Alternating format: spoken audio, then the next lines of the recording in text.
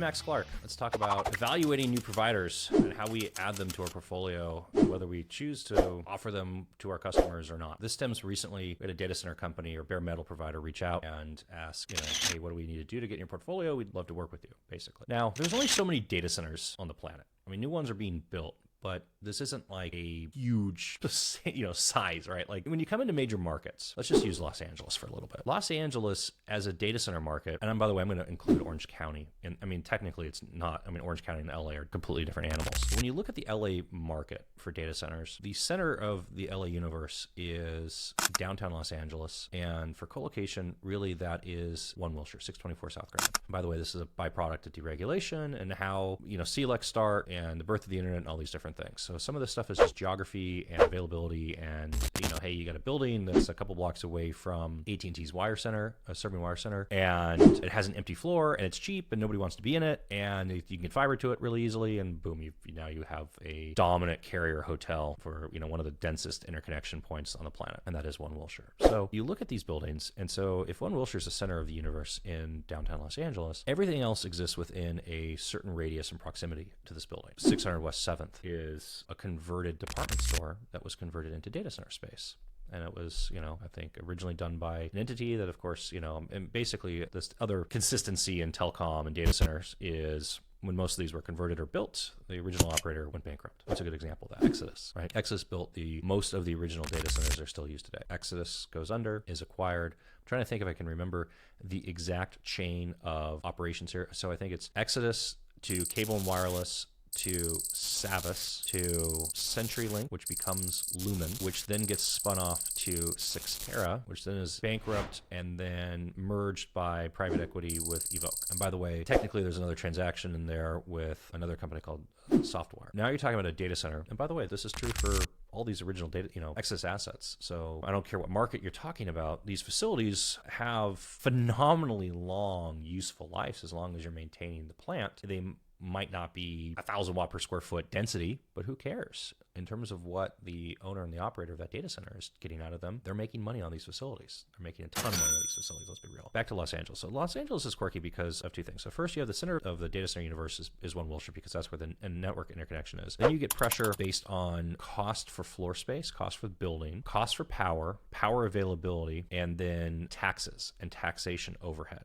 right? So most operators then have a decision to make where they're either converting and doing stuff in downtown LA. So in downtown LA, we have the One Wilshire building, 624 South Grand. We have 600 West 7th Street, converted department store. And then a lot of EXO communications operations were in this facility. Then it becomes Equinix is on the top floor. So 600 West 7th is really Equinix. We have level 3 built out their gateway at 818 West 7th. We have another major data center process happen, 1200 West 7th, which was a cache vault and a Pitney Bowes mail processing facility. So already raised floor, generators in the building. 1200 West 7th is where, MySpace, for instance, had the bulk of their operations. And then while this is going on and people are trying to build data center in Los Angeles, you have Irvine facilities coming online. So Exodus builds their facilities. There's the original OC1 facility, which is no longer around. You had OC2 come on in Gillette.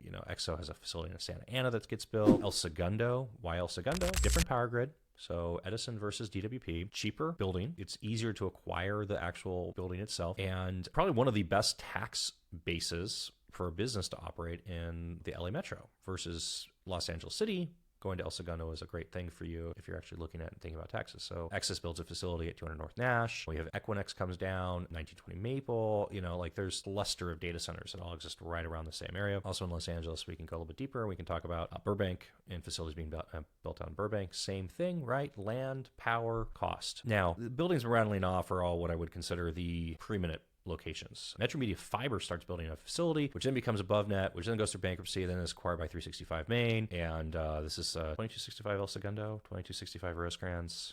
It's a little hazy. So again, built, bankrupt, bought, rehab, built, maintained, like these things just kind of trade. Anyways, okay, so these are all what I would say like the good buildings, right? Good operators, good infrastructure, people have spent a lot of money. And then you get into buildings, which are the adjacencies. And I had a friend years ago referred to it as ghetto colo, so I will refer to these things forever for the rest of eternity as the ghetto colo locations. I won't name the buildings by numbers, but if you're around the markets, you'll understand what I'm talking about. And these are buildings where it was, hey, we just happen to be right next door to one of these buildings, and we can run, conduit out one window, down across the mechanical floor, up through another window and get into the building. Now we have conduit access, or there's plenty of conduit in the street and we can just tap into it and we can provide service, and we can offer a low cost data center option next door or a block away. And usually what you see with these buildings is small floor plates. They're not large buildings. They weren't designed to be data halls. They don't have generators, or they have one generator for the entire building. Not a lot of power provided to the building, relatively low power provided to each suite. And operators that exist in this space are really trying to come to market with a cost per kilowatt that is so far under market for that metro that when they provide,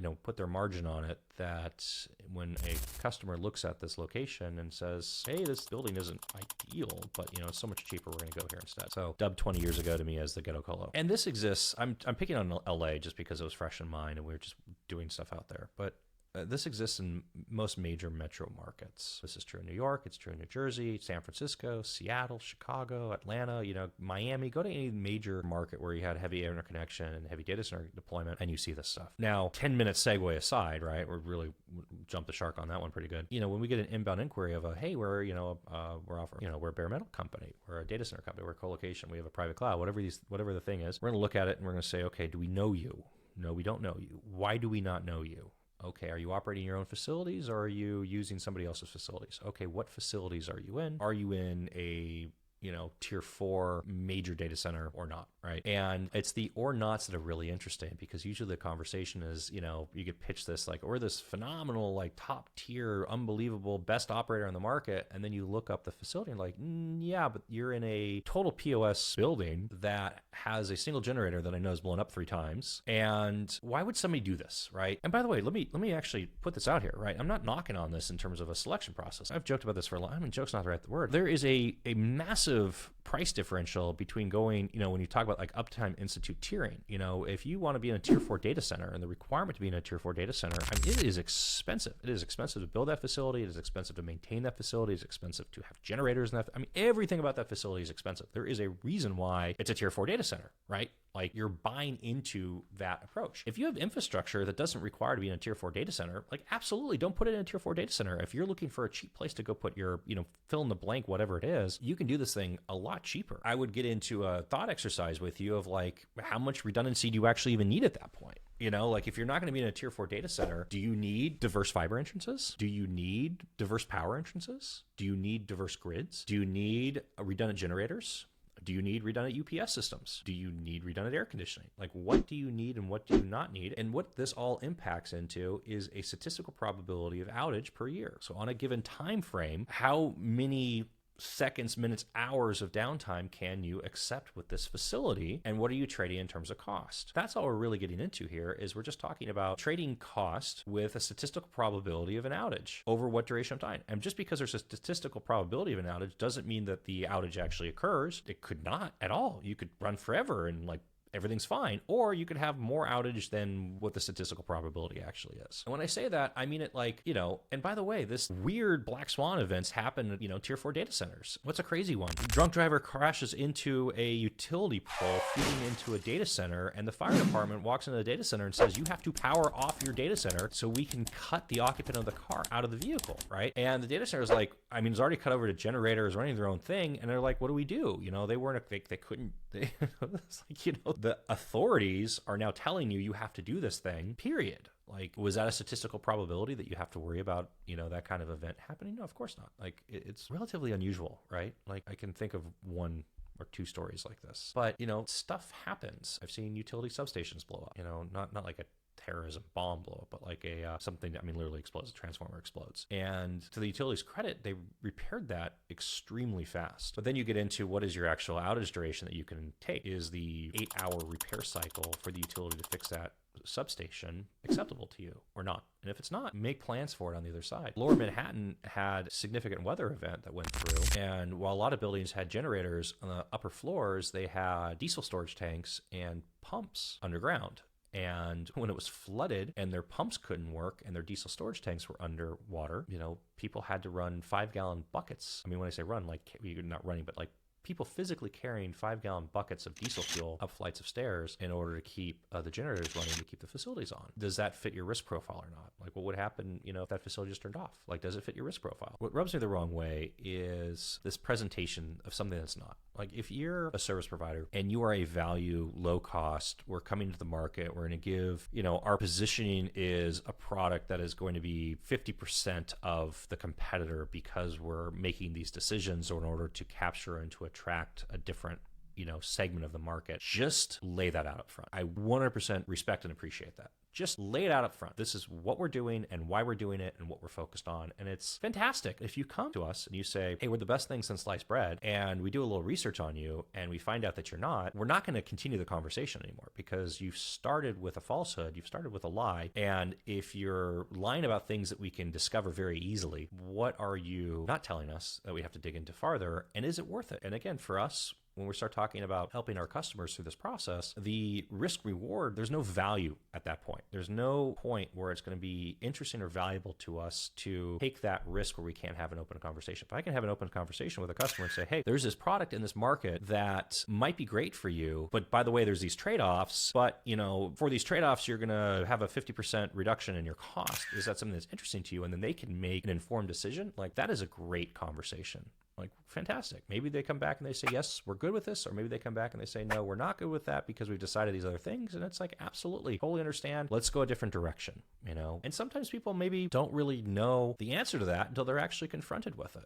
Like, until you actually have to make the decision and get ready to sign, like actually contemplating signing a contract, you might think that you're in one bucket and then you find out that you're just in another bucket. And that's okay too. So, summarizing, wrapping all this back up and circling around, whatever you want to call it, too long didn't read. The point of all this stuff is, especially in the data center world, just be straight up, and when you're looking for data centers, it's really easy to evaluate and look at these things, look up their history, and know what their operations are and figure out what's going on. If you're talking to a data center and you find out that their entire facilities team is ex-submariner nuclear, engineers, like they probably have the thickest book of SOPs that you've ever encountered in your life. And then the only question that you have is, how long has that facility been online? And have they encountered every edge case that you can possibly ever think of? And then there's going to be an SOP for it, and they've got preventive maintenance, and you're great, and things are wonderful. I'm Max Clark. If you have any questions, comments, let me know below, and we'll get back to you. Feel it.